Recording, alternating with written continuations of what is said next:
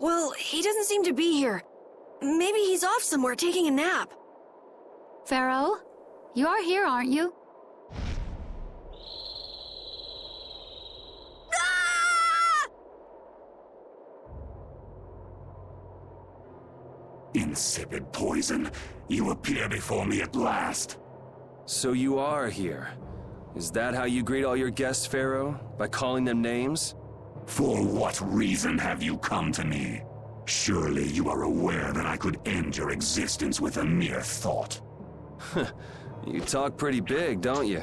Well, if you really want to fight, I'd hate to disappoint you. Yuri, no! Everyone, please wait! Estelle! Phaeroh, please hear what I have to say. Does death hold no fear for you, little one? For you gaze now into the mouth of death itself. I am afraid, but I'm even more afraid of dying without knowing who I really am. Belius told me I needed to meet you to learn about my destiny. I have to know just what that destiny is. I understand that I am a threat to the Entelikeia, but you said that I am a poison to this world. What is this power I have? Just who is the child of the full moon? If it is true that my existence cannot be tolerated, then it's okay if I have to die. But I at least deserve to know why it is I have to die. Please tell me, I beg of you. There was a time when this was a verdant land, sheltered by the blessing of an air crene. So there was an air crene here.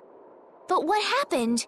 What you see are the results of too much air and its aftermath. As to why the air ran rampant, the answer lies with the poison brought by the child of the full moon. Huh? The power of the child of the full moon stimulates the air crene more than any blastia. Huh? Blastia convert air into energy by way of a formula.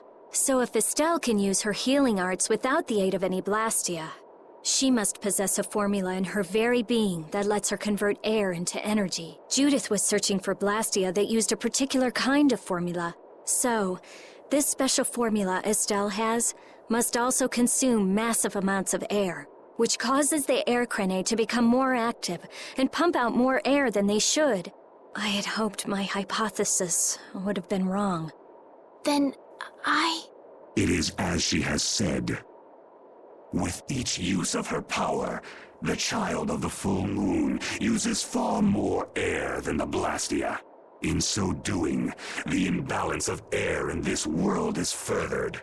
For the planet, such an existence can only be called a poison. So you just wipe it out then? Little quick to judge, aren't you, Phaeroh? This problem concerns the entire planet, and she is its cause. To do nothing would be unparalleled folly. If the problem's with Estelle, then it's for us to solve. That's right. We can't let anyone else handle it. The gravity of this situation is beyond your grasp. You don't honestly think that everything's gonna be all sunshine and rainbows if Estelle dies, do you? It would at least eliminate one problem. Phaeroh, at Heliord I stopped myself. And again at Dawngrest I stopped you. What I thought was a Blastia turned out to be a human. Before I realized it, I had lost my way. I never thought this child could be as great a danger as you had said. And due to your confusion, I granted you the time necessary to see things as they are. As a result, my sister Belius is now lost to me. Enough. This power will bring only ruin.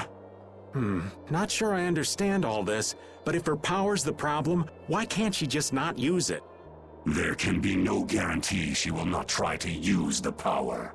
That's true. She does have trouble turning a blind eye to things happening around her. Someday she will surely use her power to help someone. However, as long as she keeps that spirit of compassion, she cannot only be seen as harmful. She is not like a Blastia. I know that you can feel the difference. Compassion alone will not save this world. Listen, Phaeroh, I get that you've thought all this through with everybody's best interest in mind, but why doesn't that world have a place for Estelle? It is sometimes necessary to remove a part to save the whole. I don't buy that for a second. What makes you so high and mighty that you're the one to decide who gets cut and who doesn't? We have endured the anxiety of existence for far greater a span than you can conceive. Such words mean nothing from those who call this world home for but a fleeting moment. Phaeroh, please, listen. The important thing is finding a way to stop the excessive air, correct? We still have time left to search for such a thing. Judith. And if the effects of Estelle's power reach their absolute limit, I will kill her as promised. You should have no complaint with this. Hey, Judith, are you serious? I'm sure brave Vesperia will come up with something before that happens, right? What? Yeah, of course we will. Well, score one for Judith. So that settles it. If we humans are to blame for Estelle's problem and bringing on the apocalypse, then it's up to us to make things right. If we give it all we've got and still blow it, then you can slow roast us on a grill for all I care. You have changed. If you were still as before. Have I? That is nice to hear. Very well. Be ever mindful, though, that time is fleeting. Wait! If the formulas are causing the excessive air, then there must have been times when this happened in the past. I mean, the Blastia were a product of an ancient civilization. There exist those who have inherited the sins of the past. If any yet can speak of what occurred in the days of old, it is they.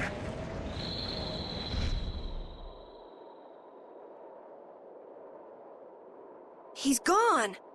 Bye-bye.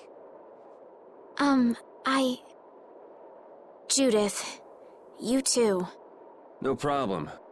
But hey, What?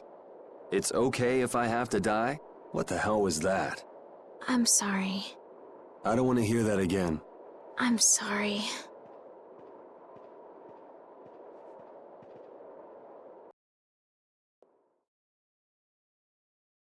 Man, I was really worried there for a while. We were pretty lucky that bruiser was in a mood for conversation. Poor Raven's heart can't handle that sort of stuff anymore. You're pretty gutless for an old man. Geez, Patty, you've really got nerves of steel. If he really wanted to kill Estelle, he'd have attacked us immediately. And that's what I can't figure out. I imagine Phaeroh was conflicted as well. He hid himself from us in the desert to see just what we were made of. Huh. Maybe he wasn't as bad as we thought after all. You might be right. I get the feeling he'd do whatever's necessary when push comes to shove. That sounds like you. Maybe. But what are we gonna do, Yuri? You heard what he said. We're going to fix the problems the air's causing, and that's all. That's easier said than done. We're pretty much at square one, you know. Mm-hmm. And no one wants to be at square one.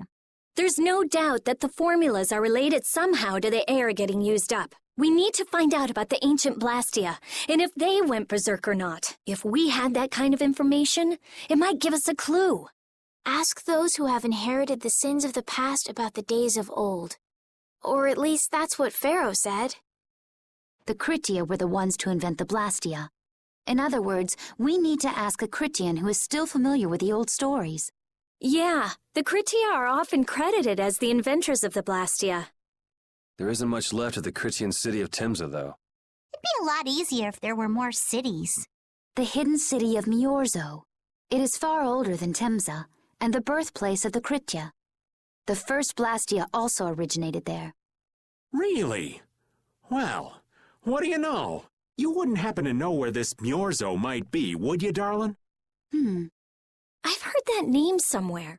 There was a Critian in Ospio. I'm sure they mentioned something about it. Do you think that person might still be there? Well, there's no harm in checking it out. Judith, are you coming with us? I should. We still have the issue of the guild to straighten out. So, to Ospio then.